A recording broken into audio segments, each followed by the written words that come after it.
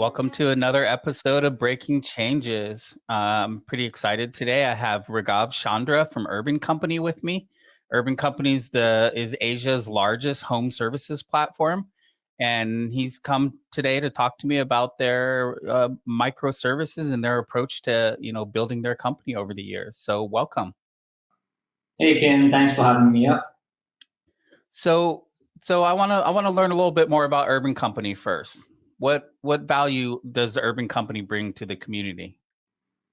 Yep. So we're a platform for local services. So these would mean services such as plumbers, electricians, beauticians, fitness trainers, all bought into the houses of the consumers through a simple touch of a button. So we've been a six-year-old company. We've been operating now across different countries, and we're a marketplace, but a fairly deep, fulfilled, full-stack marketplace. What countries are you operating in? So outside India, we've been in UAE for a few years. Australia, Singapore, and Saudi Arabia have been the more recent ones. Nice. So what does expansion look like for you? Is it just further strengthening those countries, or are you going to keep growing to other regions? I think the space we're operating in is a fairly global problem. So while in inception we were, I think mostly just attracted by the depth of the India problem statement, but I think in a few years of execution we realized that consumer households across the globe struggle with dealing with just maintaining their homes and maintaining their personal lives. And as we experimented through a few countries, we realized while solutions might be a little different, the root problem is very similar, which is all households, all consumers struggle with having a decent way of managing their households. So yeah, I think it's been for us an experiment, and we'll probably keep adding more cities and countries as we grow. The journey is very long. I think we're still on day one. Makes sense. Why do APIs and microservices matter to all of this? APIs and microservices. So I will, if I can be a little meta, I think the thought of APIs and microservices is not just about doing APIs and microservices. It's about structuring. And for any company, it doesn't have to even be a tech company. How internally the teams get structured, how the company is structured is what dictates how quickly can a company scale, how quickly can a company innovate. And I think API and microservices debate, at the heart of this debate, whenever you kind of discuss this with anyone, it all kind of comes back to how are you splitting things. Microservices, it's all about boundaries. Where do you want to draw those boundaries out? And I think that's why I really love this whole debate on be it APIs or microservices. How do you really decide what is ownership? How do you decide what's the right boundary for a team, for a code, for a company? Before we dive into that, because I want to unpack that a little bit more, I'd like to get to know you just a little bit better. What brought you to Urban Company? Why start a business like this? So I've been an engineer in my past. I went to Berkeley in Bay Area, did my software engineering there, worked at a couple of very interesting places. I was at Yelp as an intern. I was at Twitter. This is their pre-IPO days. I think I got a lot of my engineering grooming from those days. But I think what really motivated me after a certain point was solving some tough problems. And for me, tough problems were problems which just regular people would be facing on a daily life, on a daily basis. And that's when I decided to pack my bags, come back to India. Didn't matter if it was mine or someone else's, but what I did realize after moving back was there are tons of things which are broken. You just have to throw a rock to figure out another big, space, of closet of problems. And I think this is my second startup building journey. So I was 23 when I moved back. I started Urban Company, and there was another startup before that which got started then. And I think it just so happens that what we're doing here happens to be in one of the top problem spaces which I feel very passionate about. And if I had to kind of just list them, it's unemployment, healthcare, and education. An urban company is all about employment, figuring out new ways for gig economy workers to be employed. So I think, broadly, that's what propelled me to start what we're doing here. There's a consumer story to this as well, but there's also this partner story, which is, can we figure out a new way to create employment, not in the traditional sense, but maybe there's a better way to employ the masses, skilled professionals, and so on and so forth. Yeah, I think that's what got us started. Nice. So have you always known you were an entrepreneur, or was there a moment where you were like, this is what I'm going to be doing? That's a tough one. I think for me, problem solving has been key. It's not mattered beyond the point who's boss, and hence my definition of entrepreneurship is a little more generic. I think regardless, you don't have to start your own company. You could be in any company, but having the spirit of entrepreneurship for me is essential, which is the spirit of identifying problems, obsessing over them. There's a certain paranoia. I think that's what I enjoy. That's what I thrive on. But you use the phrase backyard scientist in your bio. What does that mean? How does that fit in? So I think the last year has been a pretty amazing year to discover myself as well. So as a science student, as an engineer, groomed in a certain way, but only recently the fascination of science dawned on me. And I think through the last year, because of the pandemic, we spent so much of time at home. I found myself enjoying all kinds of projects, and I think I'll maybe share just one of them. I got super obsessed with this thing called hydroponics, which is how you grow plants using just water. And I was, as a science guy, I obviously over-engineered things. So for growing 4 tomato plants, I had a whole automated system running with timers and automated mixtures. So I think that's what classifies me as a backyard scientist. I think that translates well into the startup and trying to solve problems and iterate and provide solutions over time. So, well, back to the microservices conversation. So you said microservices are all about boundaries. What does microservice mean to you? What is your definition of what a microservice is? I would actually start by saying that it's very hard to come up with a common definition. Everyone has various ways, and the easiest way I think of it is I'd actually use a softer term. I would use modules as a way to establish what I'm trying to say. I think what modules is very important, or where you try to split those boundaries, and I think there are different layers. Your code could be separated by certain boundaries, right? Just separation of code itself could be perhaps one version of microservices. Along with code, you can add infrastructure separation also to this. So, if there's a certain module, and if that also has its own hosting, its own database, its own data tables owned by that service, right? That could be a definition of microservices, where your deployment also starts to change. And I would say it can go as far as even teams. If you imagine a company as literally microservices, right? Your code, your infra, your teams are all aligned in the same box, right? Your team members are also, the boundaries of separation are very similar. That could be microservices operating at a company level. I personally like that definition, the last one. It's not very technical. There is a reason why it's important for companies, and for me, it kind of comes from teams. Companies should be viewed as capabilities, and capabilities are formed by people, by code, and the tech stack below it. And I think all of them aligned forms the perfect microservice. Makes sense. So one dominant API pattern that has influenced, I would say, the microservices movement is REST. Is a resource-oriented way of approaching the design of your APIs. Do your APIs follow RESTful patterns? Our APIs don't follow RESTful patterns. I think it's been 6+ years for us when we decided to move on to microservices. As any company, we were a big fat monolith with all the goods and bads of it.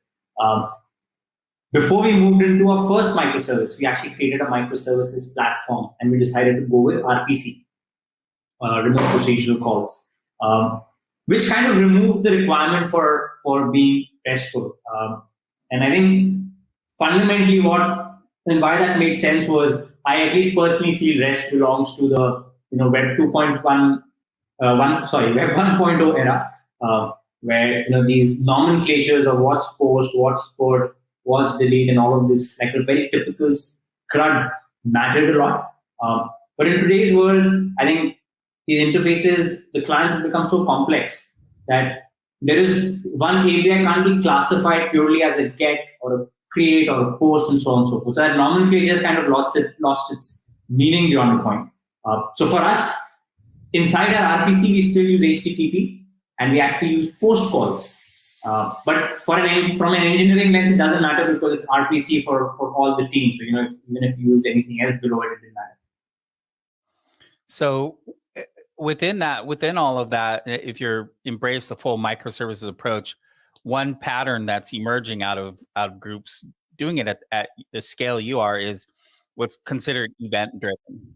So I would say what you said about REST, you outgrow REST pretty quick. I think a lot of folks have hit the limits of what REST is capable of. You did that early on, but another kind of limit folks hit with it is they need to respond to events that are happening across the infrastructure, not just make procedure calls or make requests to resources.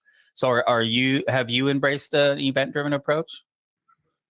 Yeah, absolutely. I think as you rightly put it, there's a very typical journey of any company, whatever, like stack you start. If you look at the way your code communicates, it starts off with code is communicating using just functions within a single repository, right? Then it evolves into, because complication comes in, you want microservices, your teams get larger.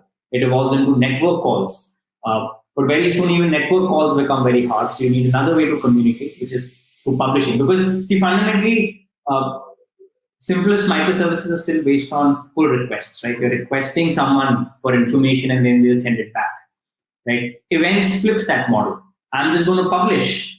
Whoever's interested in what I'm sending, you can listen in and get that information.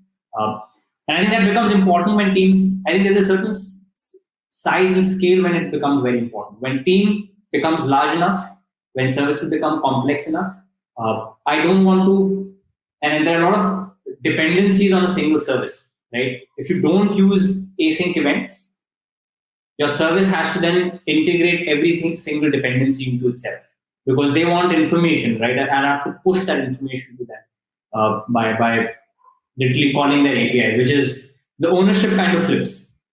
So we absolutely use microservices along with events or asynchronous.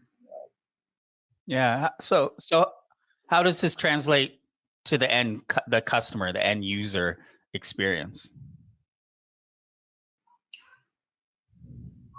I think there's certain parts which translate a lot to consumers. So whenever you want to, let me take a good example. I think events become very important when you are doing a lot of real-time processing in your company, right? So if based on a certain behavior on the app, I want to quickly get back to a consumer and recommend him something else.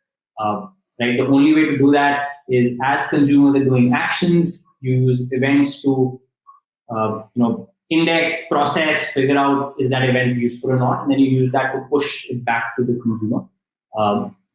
Technically, when you kind of send SMSs or push notifications to consumers, that's also push event. The consumer using the app is your traditional way. You pushing information to them is this whole asynchronous paradigm translating to consumers as well. But then these would be some examples. We do a lot of processing based on events. Like a lot of our data systems rely on asynchronous events and not the typical microservice procedure calls. Yeah, no, definitely. I can see how events really translate into what's meaningful to the end users, what's going to matter to them. And so there's a lot of microservices. This is a lot of events firing across these different domains or boundaries that you have set up. How do you keep track of all of it? How do you know all the microservices that you have? back in Twitter days, I remember we used to have this massive printout of all possible services which are happening. It was a printout because there was no other way to visualize that, and it was a mess. We used to call it the spider web. I think that's a good way to summarize most companies' struggles. Most companies start off microservices by just allowing teams to do whatever they want because hey, microservices, now you're independent from the rest, right? The problem there is very soon you run into this problem of standardization because you have so many different versions of how microservices could be done, and every team is empowered to choose their own tech stack and figure it out themselves. It's very hard to drive a certain amount of sophistication into the stack you build internally for yourself. I think one of those symptoms is tracking. Tracking is actually a very hard problem in distributed world, right? Like you want to, if there is an error which happens, you want it to be traced across the full length of all the microservices which got called and so on and so forth. And that kind of requires everything to be standardized. So what we did, and I think what we are very proud of and something which has been our learning experience is we actually standardized the stack very early on. And as a result, we were able to build in a lot of sophistication because every single team, every single microservice, the same systems underneath it, right? And they're using, and that allows us to put anything at a platform level directly without even bothering the team. So if you want to upgrade our tracking systems, or if you want to change our networking protocol, if you want to go away from HTTP to something completely different, right? Like you can change our serialization from JSON to protobuf. No engineering team gets disrupted. I think that's been a magic for urban companies engineering, and that's allowed us to kind of do a lot of beautiful things on top. And I think one of the most interesting things when it comes to tracking is how we visualize our whole world. So we have a live dashboard which you can go on, you can click on, and it will show you every single microservice and the databases which are running, and how each service calls the other service, right? So you have the whole dependency graph mapped out live. And we also put rules, right? So we've classified microservices and databases into tiers, right? Like you have your core, business, gateway. And there's certain rules where like core can't be called directly from a gateway, or certain dependencies are bad. So different, if we cascading and circuit breakers are also very important constructs in microservices. So without getting into jargons, you basically want a lot of rules enforced in your microservices world. And it's very easy for us because it all kind of gets tracked automatically.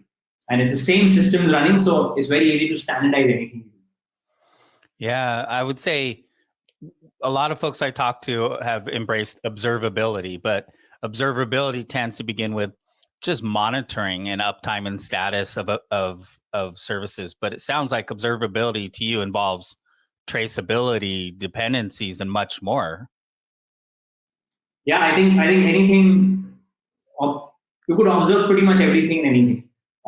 And people expect the bare minimum to be observed, like performance metrics and stuff. But I think there are a lot more interesting things you could do in this whole theme, right? So you can trace, and tracing might be something which engineers would know of, but it's not just about tracing an API call.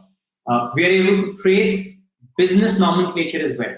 So I as a user will have a user ID, right? And if my API calls are made across different microservices, I don't need a transaction ID. I can literally use my user ID and see where all my requests went. And this is very helpful because when you're debugging, you actually know my user ID. You don't need know my device ID or some like obscure transaction ID, right? So I think there's a lot of depth you could go into by just observing systems much better.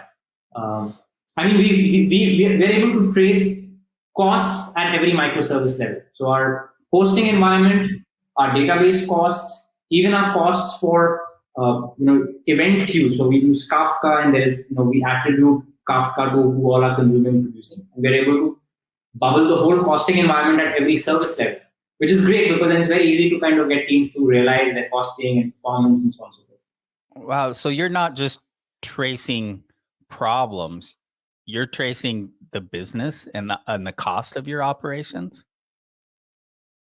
Wow. That's pretty impressive. I think I haven't come across too many examples of that when it comes to traceability, but that's pretty key because it's complex, like you said, and to be able to understand the business implications, the cost, the scope of what you're spending, and teams are able to observe that. So that's a whole nother dimension of observability.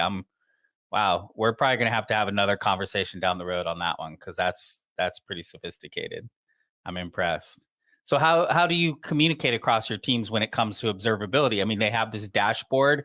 Does everyone across your teams all use this dashboard to stay in touch with what's going on, or are there other ways that they communicate and work together? I think observing could happen for various reasons, and they could happen at various levels. You can observe your business. Now, that's outside the scope of microservices and APIs. Any feature you build, you basically will put metrics, and that allows you to observe how things are doing. But more at a technical level, I think you're observing how interactions between different services happen. That's one purpose of observing. And you can kind of go one level deeper and look at costing and performance and so on and so forth, the functional part of engineering. I think in companies, how easy or difficult this gets is totally dependent on how much companies have been able to standardize. Right? Given we are standardized, it kind of gives us a few very interesting perks. One such perk is we have centralized dashboards, right? So if you want to measure, we actually do have some centralized dashboard where you just take the microservice name and it will give you pretty much all metrics around it. Right? And if it's linked to other microservices, you just basically click on it. You're looking at another microservice.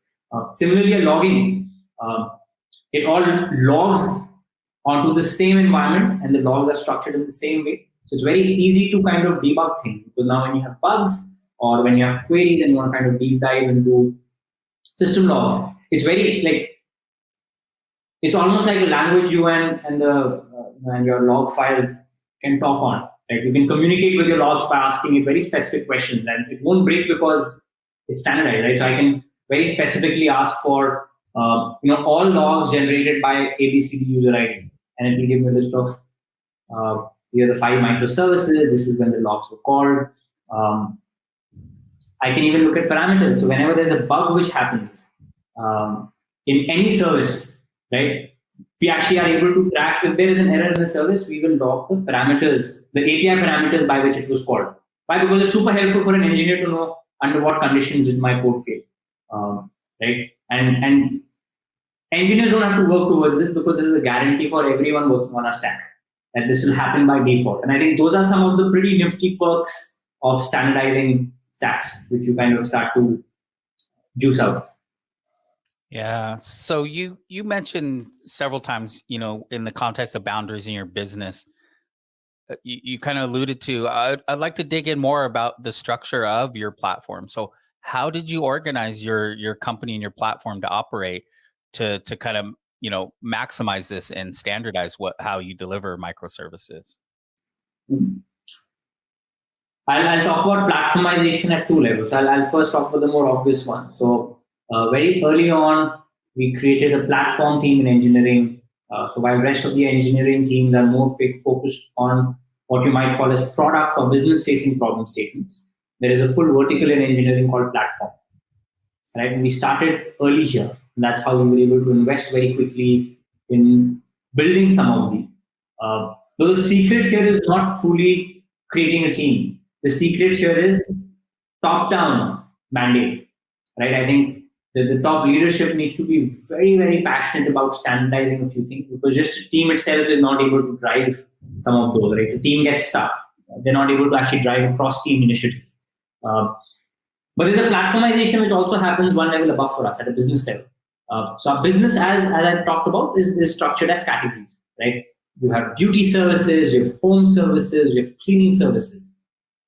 And the natural thought which will come into someone's mind is, well, then the engineering teams must also be structured the same way, where you have one engineering team which is focusing on beauty, another engineering team which is focusing on cleaning, another engineering team which is focusing on homes or appliances, right? But that's not what we do. So what we've done is, while our business is structured by categories, our tech teams are platformized, meaning they have centralized capabilities. So we will have one team which will focus on growth, and this team will build capabilities of features which will power all business units. Right, and I think that helps build a certain amount of standardization in our company, and that standardization is what drives high degrees of sophistication. So you'll see this even in engineering, where you have different teams, you have growth, supply, marketplace, and then you have platform. And because we have one platform team, it's able to actually cater to all engineering needs versus every team having their own DevOps, having their own kind of tech stack. And it just kind of reduces the speed of any team working. So we are suckers for platformization. We do it at a business level, we do it at a tech level, we do it at a code level. We're all in platforms. Yeah, no, you got a few of my other questions there around. I was going to dig in what a platform means, but you kind of nailed it for me. So when it comes to standardization, I mean, you talked about, everyone does RPC, you have common patterns there. What else? Can teams choose their own programming languages? What else do you, you seem to have an opinionated approach to how things should be done. What else do you define at that level? Actually, that's the word I use when I describe platforms. And it's a little counterintuitive because people imagine platforms to be things which are customizable. But inside a company, I think platforms, at least the way we look at it, is all right. And you're able to gain. As a company, we prescribe to the opinionated philosophy. And the reason is when you're working on, let me actually walk back a little. There's this whole interesting debate in physics of speed versus velocity. Right? Speed is you're just being fast, but velocity is it's not just enough to be fast. Where you're heading is also equally important. Right? Now, in my opinion, company building is a very similar battle. Right? You can hustle your way by being very quick, right? But oftentimes, the boldest and the most interesting leverage in companies happen when you have a very clear direction. You don't, there's a heuristic. You don't want to explore every path. You want to kind of just go in with a sharp focus. It's fine to fail as long as there is an opinion. I think that's where the debate for even platformization in our tech become important. We have consciously preferred having strong opinions for whatever we do, and that will include things like our tech stack. And then I'll explain the reason first. The reason is simple. We want our engineering teams to obsess over customers, their problem statements, right? So that they can kind of build this futuristic world which will help our company grow. But if an engineer is kind of bottlenecked with how am I going to do this deployment, how do I scale systems, oh gosh, there's this new tech stack in the ecosystem, why don't we use that? Then he's not actually solving core strategic problems. He's kind of solving pure tech problems which might not kind of matter. Right? So given this philosophy, we kind of went in, we introspected very early on, and we said, you know what, a lot of these things don't matter. We will have one team which is constantly thinking. We're not opposed to innovation, but by default, we're going to have sharp opinions. We will have a sharp opinion on a tech stack.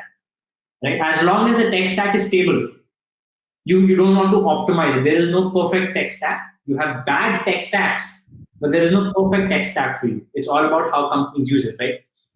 And using that philosophy, we basically standardize. So we are a Node.js shop. We use TypeScript for everything. TypeScript is our programming language. In fact, our scripts run on TypeScript. Our backend deployable code runs on TypeScript. Our client code runs on TypeScript. Right? So for an engineer, it becomes very easy. Right? We truly can have full stack engineers because every part of code is now on a very familiar stack for them. So cutting the long explanation short, we do have a standardized programming language. And because that works for us, it's not giving us trouble, it's scalable for the next foreseeable future, and it's fine. That's not the only stack. We have a few other stacks as well. For our data team, which is a much smaller team, they use Scala, DevOps will use probably a little bit of Python and some system languages. But for the vast majority of teams, it's just one stack so that they can focus on business and not tech. Well, it sounds like it's not just opinionated. You've done your homework on why you're opinionated in this way, and it makes sense from an infrastructure and you touched on the velocity piece, and so what else have you done? Because this is, I would say, the one of the main concerns for folks trying to get a handle on microservices and understand is they want to move fast. They want to be able to respond to changes in the markets. They want to grow into new markets. So what other types of investments have you done to enable velocity? I think if I could teach a man how to fish, the answer is you have to be very close. You have to be very proactive in figuring out what the junior members of your team do. All right, and as a leader, if you are in good touch with how their life is, how productive they are, you're probably automatically going to figure out how to improve things for the better. One thing which I see in a lot of companies is as you become senior in engineering, you become a manager, you're outsourcing every part to junior members, and you lose touch with reality. Right now, the trouble is, hence you're not able to come in with the right opinion, with the right changes. The reason why a lot of companies don't have such a sharp opinion on services and stuff is because, again, leaders are not as involved at the ground level. So I think this is one process which will fix. But more tactically speaking, I think something which will work for us. One was standardizing a microservices stack. And I think it started with standardizing the language stack itself. Because we realized it's a waste of time. Our choice works well. So let's not care about optimizing. Let's not be too cute. Can we use Golang? Those stacks also have their own problems. So it's not like those teams are very. Then we built on top of that. We realized the most popular choice of scripts, and every engineer's nightmare is whenever you have issues, especially in early days, you love to run scripts which will do massive data migrations. The trouble is, I've written my code in Node.js or on JavaScript or whatever, some other language. Now I have to migrate databases. Now I have to rewrite some parts of my validation in where I write my scripts, and most times it's Python. Right? So for most companies, your scripting stack is Python, and your regular microservices stack is whatever language you've chosen. Right? And that's why script becomes like that dirty secret, the dirty laundry, which no company or no engineer wants to share, because you actually don't care about anything. You don't test those. They will have errors. No one cares about them. But it's a concern, right? It actually does break a lot of things. So what we did was, we actually, because the primary stack was JavaScript, which is actually conducive to, it's a lightweight thing. It's similar to Python in terms of ease. We migrated our scripting stack also to our primary stack. So, and the reason was, we did it in a way not just, I think the beauty is not that people can use JavaScript or TypeScript. That's okay. You can use Python also if that was the reason. The beauty is, scripts and services now can share code. So if I'm writing a script, I can literally pull a function from my regular microservice which I've written, and it works. So I don't have to rewrite the validation. I don't have to rewrite, the translations and so on and so forth. So that was a hack which we pulled out, which was very helpful. I think some of the more recent things which we are doing, not per se related to microservices. So actually, when you look at client engineering, your app world, your web world, we often don't look at those ecosystems and say microservices, because microservices for backend. But the same problems exist over there as well. Code is not well separated in those ecosystems. They are also monoliths. So the equivalent of microservices in the front end world is something which we are working on today. I can't prescribe that because we've not cracked that problem, but we're attempting at standardizing the stack on React Native, so that we don't have Android, iOS, web. We have just one consolidated stack, and we're platformizing that so that there is an opinionated way to even structure your code, so that engineers know how to structure things. And I think some of those design battles get solved by just giving a guideline on how basic code needs to be written, and so on and so forth. So I think these have been some of the hacks which we've been able to pull through. I like it. Opinionated from the front end all the way to the back and back again. I like that. So as I was working through your site and reading blog posts and a lot of what you posted, you have a phrase that you use called 10x engineering. What is that? What does that mean? I think it's a rhetoric, but it's a very popular rhetoric. It's been used time and again by generations to describe um, how there are certain teams or certain engineers who outdo the norm. And I think it started back in the day when you genuinely could have certain languages be much better. But I think in today's context, 10x engineering has become a phrase we use to kind of signify really high output engineering teams versus averagely good engineering teams, right? And 10x for me is the impact. Are there some teams which are able to create compounding impact, right? So that when you look back, you're able to say, hey, we actually pulled in levers and today we are able to actually do 10x better. So yeah, for me, this 10x engineering is all about how certain engineering teams are able to create more impact. Yeah. Yeah, but as you said, I think you have to think of all of that. And the junior developers, it was interesting to hear you say that your velocity is really rooted in how fast your junior developer. It's not just tech velocity, it's people velocity, it's organizational velocity. So I think you have a really healthy view of the landscape on what the business impact of all of that's going to be, not just the highest performing teams, but the actual junior levels and how everything's going to impact it. So moving beyond the tech of this, I mean, where's your passion? What drives your passion behind doing Urban Company every day? What keeps you going? Is it just the startup hunt? What is it that drives you? It's the multitude of problems which keep me occupied. I spend most of my time with of course, as a founder, you're kind of looking at general business, but most of my ingrained depth time goes with teams like engineering, product, design, data. And I think not just me, anyone at Urban Company, what drives is just so many problems yet to be solved, right? And that's what keeps us happy. I mean, it's a more meta question, right? Like, what's the purpose of life? And I think for a lot of us, it kind of becomes, as long as there are problems which we're solving, that satisfaction of solving deep problems is what I live for.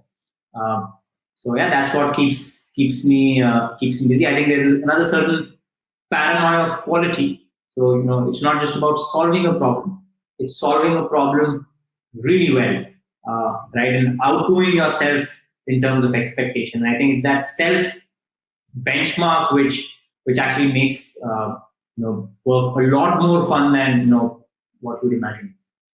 So how do you mentioned solving problems with your engineering teams, your data teams? How do you stay up to speed on what's happening at Urban Company and what's going on across these teams?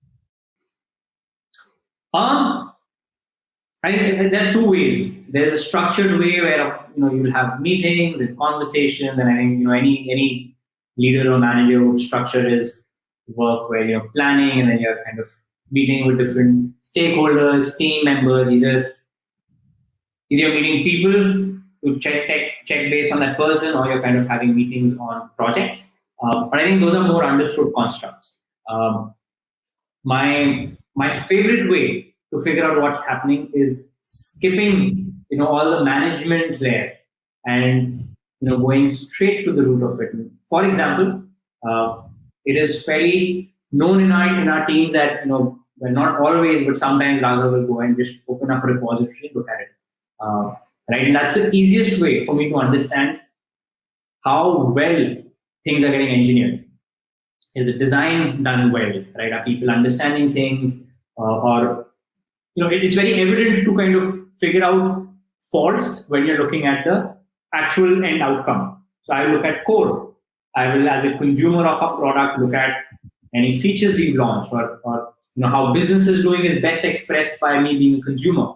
Right, I will do calls with our partners or our professionals to understand their pain points.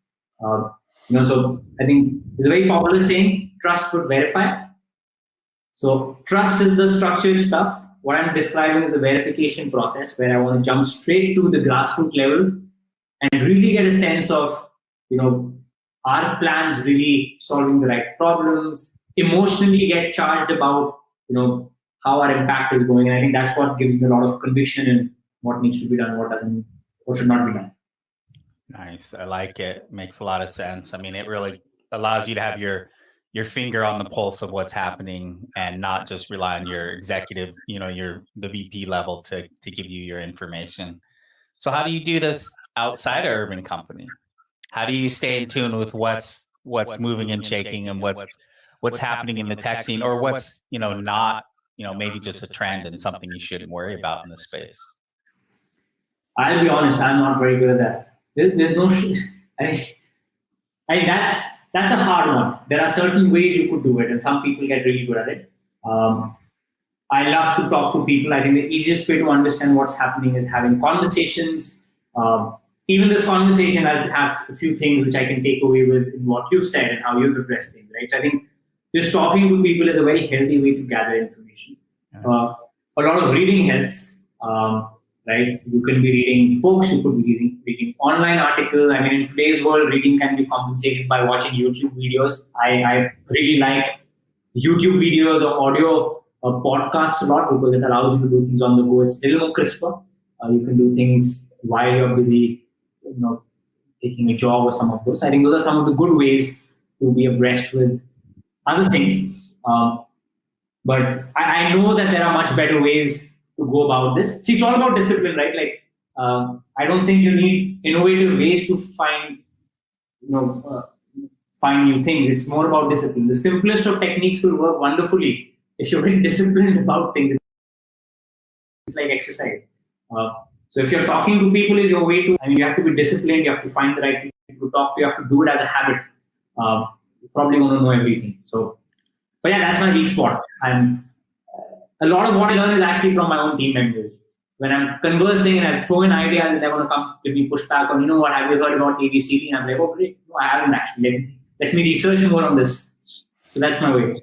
Yeah. Well, I would say my world is I spent the last decade being an analyst, kind of studying out of surface everything and staying on top of everything in the world of APIs and microservices that's happening out there. And I felt like having had a 20-year history before that of owning, production and having my hands in operations, I wanted to find a way of balancing that. I don't want to own production systems anymore, but I do want to understand how things work. And so Postman for me is my vehicle to do that. And I get to have conversations with folks like you, but hopefully I get to help also share, because this is a podcast and other folks can listen, but I get a peek inside some pretty interesting companies like Urban Company and others. I'm going to be doing Netflix or not Netflix, eBay's next. Then I'm doing Ford. And so it's interesting to see how people work inside, and then I get to pay attention to the bigger picture and have conversations with you. So how has Urban Company changed your life, would you say? That's a hard assessment to make because my adult life has all been Urban Company, so there's no benchmark which I have. After leaving, I think it was hardly 2 years after leaving college when we started this. So this has been life for me. I think some interesting things which I reflect on, I think one or two come to my mind. As an entrepreneur, I was very obsessed with ideas. When I was young in my journey, right? I have a fantastic idea. I remember the day when I moved back to India to start my first company. I already had a product made. Right, and it was using, I think, Firebase was the rage back then. It was just launched. This is back in 2013. Right, and I was like, what? I can make an Uber-like app on a web page and use Angular and oh wow, amazing stuff. And the day I actually launched and tried to get my first customer, I realized that's all BS. Like it's irrelevant, right? Like this tech which I've built is not going to matter so much.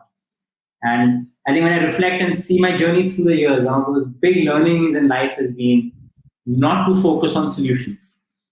There are hundreds of ways to solve the problems. It's very important to focus on problems, right, and identifying these problems. And the funny thing is, I'm so obsessed about this that I use this not at work only, but also in my personal life. So if you talk to my parents, they get really frustrated with me because I'm throwing concepts like, what's the problem? Don't jump into the solution, guys. My sister, who's also product manager, jokingly, pulls my leg because I have been heard, I obviously wouldn't claim, but I've been heard using terms like OKRs in my family meetings.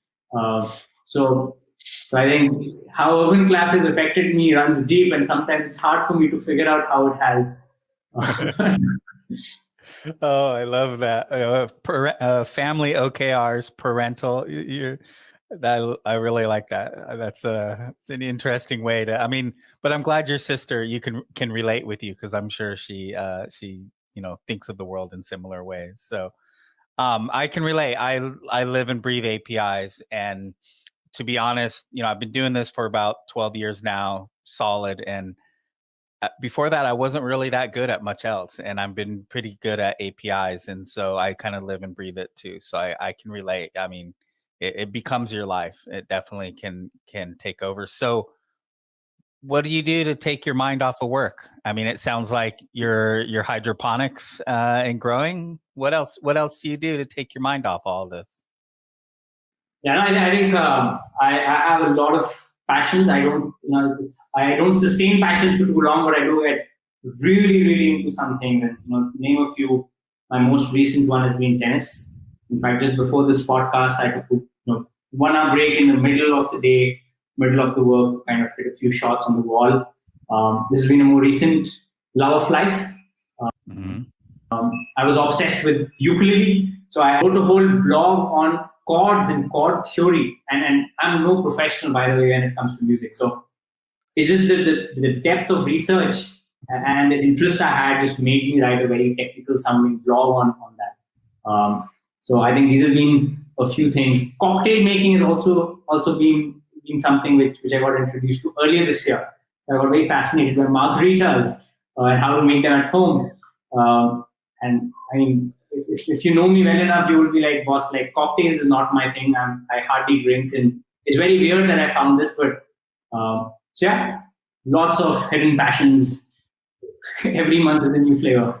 Yeah, it sounds like once you pick something up, though, you commit and you go all in to understand what it's about and experience it, and then you're happy to move on to the next thing as well. So I like that. I think that'll keep your mind healthy as we get older, because you'll always be curious and always be diving into something else. Well, this is great. I have to say, so how I learned about you, I was just doing a leadership meeting in Postman, and our integrations team is run by Abhijit Kane, who is one of the co-founders of Postman. And because I'm the chief evangelist and I focus on APIs, we meet regularly.